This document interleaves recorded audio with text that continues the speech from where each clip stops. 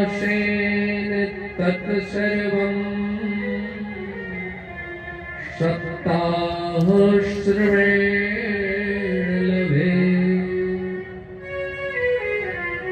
और नष्ट हो जाए सप्ताह श्रवण आधा श्लोक सुनिए, पूरा नहीं सुन पाते,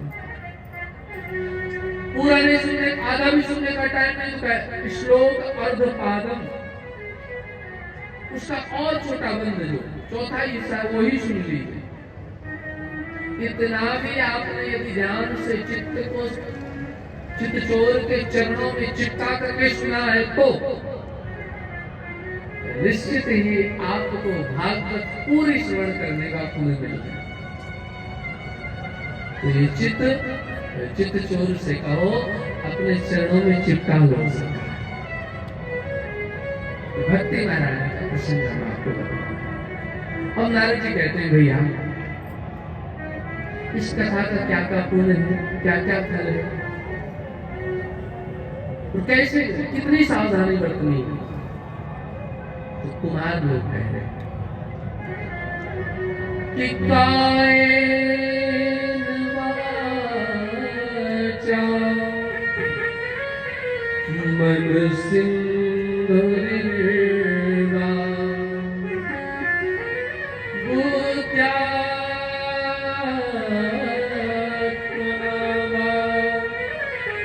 प्रकृते स्वभावं करोमि यद् यद् सकलं परस्मै नारायणायेति समर्पयामि।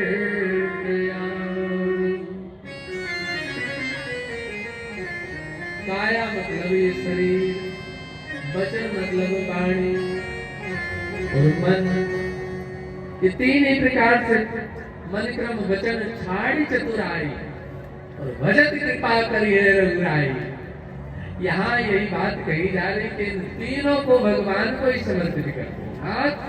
मुझे इसका पूर्ण पाप फल कुछ नहीं चाहिए, ये सब कुछ आपके श्री चरण मन सुंदर और बुद्धि से भी कोई पाप हुआ है ना तो वो भी पुण्य हुआ है, वो भी सब आपके श्री चरणों में से।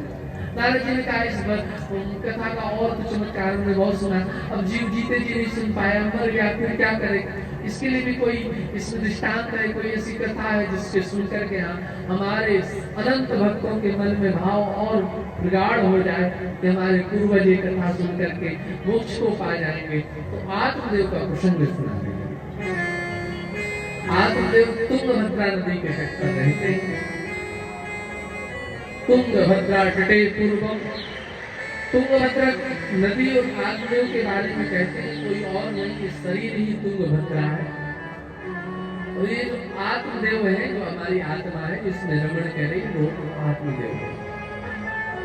और आत्मदेव जी महाराज के बारे में कहते हैं बहुत ही भगवान के भक्त हैं, सदाचारी, भगवत कथा वाचन करने वाले। कभी कभी मैं कहता हूँ और बड़ी कड़वी बात कहता हूँ, हमारे मित्रों को बड़ी चुभ जाती है। हम कहते हैं माया छोड़ने की बात भी माया लेके की जा रही है। छोड़ दो और इधर क्या है, इतना भेज दो। इसके बिना कथा ना हो बाबूजी। तो माया छुड़ाने का काम माया लेके किया जाए। आत्मदेव जी महाराज परम वक्ता है, परम वैदिक विद्वान है। देखो तो ठाकुर की माया, नर नाचत मरकट की नाई, सवई नचावत राम गुसाई। इतने शास्त्रों के ज्ञाता, वक्ता, ज्ञानी, सब कुछ। और स्थिति क्या है, एक बेटा नहीं है जिसका दुख लगा। हाय पुत्र की रट लगी। धुंधली से विवाह हुआ, जो अर्धांगिनी। धुंधली से विवाह हुआ, धुंधली जिसका नाम हो गई, गोधुली टाइम हो गई। यहाँ तो बढ़िया ठाकुर जी की कृपा, चकाचौंध है, खूब चकाचक लक्ष्मी जी विद्यमान है। धुंधला हुआ है, वो स्पष्ट न दिखाई दे, जैसे धुंधली ऐसे धुंधकारी। धुंधली के ही नाम पर धुंधकारी का नाम पड़। धुंधली की प्रवृत्ति क्या है, धुंधली की बारे में विश्लेषण देते हुए, इंट्रोडक्शन देते हुए, परिचय देते हुए वेद व्यास जी महाराज कहते हैं, लोक वार्ता रतः पूरा प्रायसो बहुजात्मिका। संसार की बातें करने में, प्रपंच करने में इसका बहुत मन लगता है। और क्या है इसकी विशेषता, घर के कार्य करने में मन नहीं लगता, और कलह प्रिया है, झगड़ा बहुत अच्छा करती है। क्या हमारी देवभाषा संस्कृत है। किसी से कहा जाए, अरे मेरी भाभी जी, अरे भाभी जी के क्या कहना, ये तो पूरी कलह प्रिया है, तो लगेगा कितनी अच्छी बात है। कलह प्रिया का मतलब हमारी अवधि में कर्कशा, झगड़ा, लड़न, तो किसी को न छोड़े, दिन भर में ना लड़े तो भोजन न पचे। धुंधली की ऐसी प्रवृत्ति, दिन भर महात्मा जी को, पंडित जी को यजमान का कल्याण करने में लगे। देवी जी दिन भर लड़ करके आती है, शाम को पूरा सुंदर सुंदर सिंदूर यहाँ से यहाँ तक भर के और दरवाजे पे बैठ जाती है स्वामी के आने वाले। स्वामी जी के आगमन पर पति भी कहता, कैसे धर्म पत्नी पाए हे ठाकुर जी, कौन से पुण्य से ऐसी सुशील अर्धांगिनी हमको मिली। कुछ वर्ष तो सभी को लगता है कि अर्धांगिनी सुशील है। सभी कहते हैं, एक दो वर्ष शादी पे रहते शुरू करते, बीवी नहीं मिली महाराज, चंद्रमुखी मिली। चंद्रमा जैसे शीतल है, ऐसी पत्नी शीतल है। उसे तो पूरी पाठ पढ़ा करके भेजा गया, बेटा तो 2 वर्ष पूरी पॉइंट जैसे होते ना एक्यूप्रेशर वाले, ये शुगर का पॉइंट है, यहाँ से दर्द दूर होता है, यहाँ से सुख मिलता है, यहाँ से सारे पॉइंट को जान जाती है। यहाँ दबाएंगे तो इससे दर्द होगा, माई बाप का नाम तो एकदम बिलक जाते हैं, ये पॉइंट बड़ी। अच्छा, ये सारे पॉइंट जाने थोड़ा सा चंद्रमुखी जो सूर्यमुखी की तरफ बढ़ी धीरे धीरे।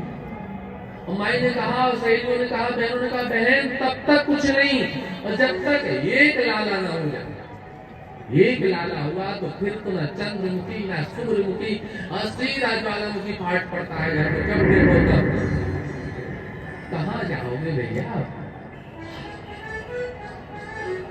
धुंधली के पास संतान नहीं, इसलिए शांत है। पति की नजरों में धुंधली ने पुत्र की आस ही नहीं की। आदमी के मन में विचार है, तुलसी का वृक्ष लगाते घर में लगता नहीं है, एक गांव है उसके पास बछड़ा नहीं है, बछिया नहीं है, लगता वास्तु दोष है, पितृ दोष है, कुछ तो समस्याएं हैं। देखते क्या है, मन नहीं माना तो भगवान को याद करने के लिए या अपने शरीर का ही विसर्जन करने के लिए मन की ओर चलते। लोग कहते तो फिरते हैं कि हम तुम्हें जान दे देंगे, इनसे मिले, अरे आपको जान से ज्यादा चाहिए, उनसे जान जब का हथेली पे निकाल के दे देंगे। मेरे गुरुदेव कहते थे, बेटा ये तो जान है हमारी अच्छी, जो बुरा नहीं मानती, नहीं तो निकल के बाहर कहे अब इन्हीं लोगों को रखो, हम जा रहे हैं। जब हमसे प्रिय सब है तो हम रह के क्या करेंगे। सत्य कहें, ये जान देने की बातें जो कहते हैं ना, वो दे नहीं पाते। आप तो भी महाराज रो रहे, मर नहीं पा रहे। जन्मत मरत दूसरे दुख हो गई, ये दुख बहुत तगड़ा होता है। तो महात्मा निकले, तो महात्मा ने कहा, भैया रो क्यों रहे हैं। महात्मा के मन में अब थोड़ा सा संदेह ये हुआ, एकांत में है, वन में है, निश्चित ही भजन करने आया था, भगवत प्राप्ति नहीं हुई इसलिए रोदन कर रहे हैं।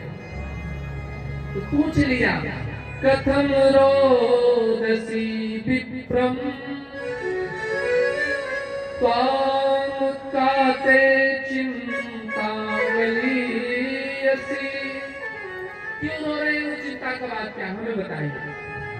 चित्त चोर को आपसे मिलवाने का काम हम करेंगे, हेल्प हम करेंगे। उन्होंने कहा, सरकार हम चित्त चोर के लिए नहीं, हम तो अपने बिटोहा के लिए रो रहे हैं।